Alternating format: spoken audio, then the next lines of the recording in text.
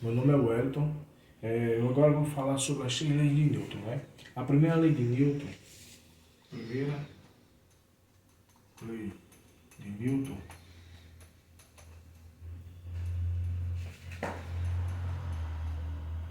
ela fala sobre a lei do repouso, não é isso? Então é o seguinte, ela é chamada lei da inércia. Ela é chamada lei da inércia. Isso quer dizer o seguinte, que o corpo ele vai estar sempre em repouso. Um exemplo disso que nós podemos ver é o carrinho do supermercado. O carro do supermercado.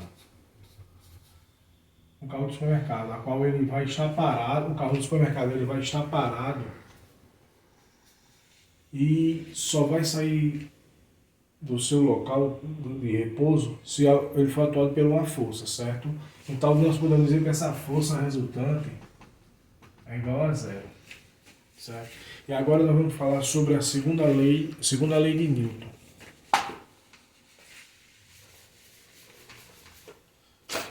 A segunda lei de Newton. A segunda lei de Newton nós chamamos que é a lei dos movimentos. Que é a lei dos movimentos. Isso quer dizer o seguinte, que essa lei, ela diz o seguinte, que é a lei da superposição da força ou do princípio fundamental da dinâmica. Que nós podemos traduzir da seguinte maneira. Força resultante é igual a massa vezes aceleração. Ou seja, onde a força resultante, nós podemos saber a força resultante através de quê? Da sua soma. F1, F2, mais F3, F4. Certo? A qual também é o seguinte, a massa, a sua unidade de medida vai ser o quê? Vai ser o quilograma. E a sua aceleração vai ser em metros por segundo ao quadrado. Essa é a força, isso é o que nós chamamos da segunda lei de Newton, certo? A qual é o seguinte, quando eu tiver aqui um objeto,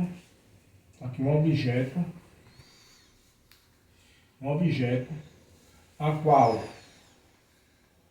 uma força, né, for aplicada nesse objeto, o que vai acontecer? Ela vai o quê? Se movimentar. Nós podemos também dar o exemplo no carro do supermercado. Quando a gente chega no supermercado, a gente vai tirar o carrinho do supermercado do lugar onde ela está de repouso. Então, quando a força o que é? Nós empurrando esse carrinho do supermercado.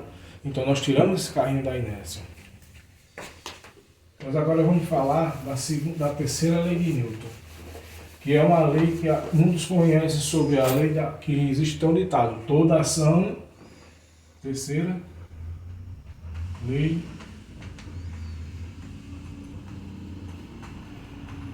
de Newton, que diz o seguinte, toda ação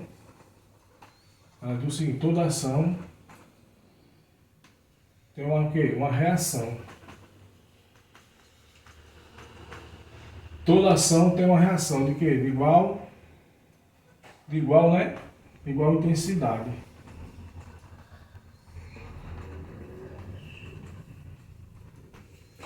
Vamos dar um exemplo seguinte, dos corpos, né? Quando eles se colidem um com o outro, o que vai acontecer? Eles vão ter força que vai levar ele para um lado e para o outro, ou seja, mas o que aconteceu? Aconteceu na mesma intensidade, ele foi em sentidos o quê? Sentidos opostos, né? Nós podemos falar sobre o foguete, que o que aconteceu? Existiu uma ação nas suas turbinas e o foguete ele saiu da sua inércia, existiu o quê? O combustível ao qual foi injetado no foguete e causou essa ação e reação no propulsor do foguete. E agora, para encerrar, eu vou fazer o cálculo, como foi explicado no exercício. É o seguinte, uma força de 28 N é aplicada a um corpo e lhe confere uma aceleração de 4 metros por segundo. Então, ele quer que nós calculemos a sua massa.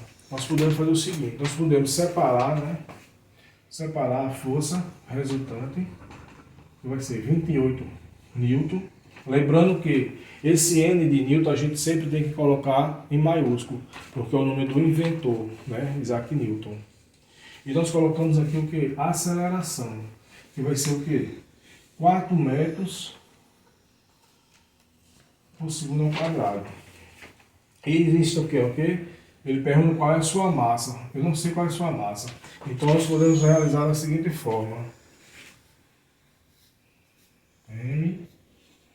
Nós temos aqui a força, né? Que é a resultante. É de quanto? 28, né? 28 newton. Então, essa força resultante foi que causou a aceleração, né? Ela causou o quê? A força resultante, ela causou aceleração. Aceleração. Ela causou aceleração. Então vamos fazer o cálculo. Eu tenho a fórmula, é força resultante, que é massa vezes aceleração. Quanto é a força resultante? 28. A massa é quanto? Eu não sei qual é a massa, mas eu sei qual é a aceleração. É quanto a aceleração? 4 metros por segundo. Agora vamos fazer o seguinte, nós vamos isolar o M, certo? E pegar o 28 e dividir pelo 4. Então que M vai ser quanto? 28 dividido por 4 vai ser 7, ou seja, 107 kg, né? Então isso é só, muito obrigado pela atenção.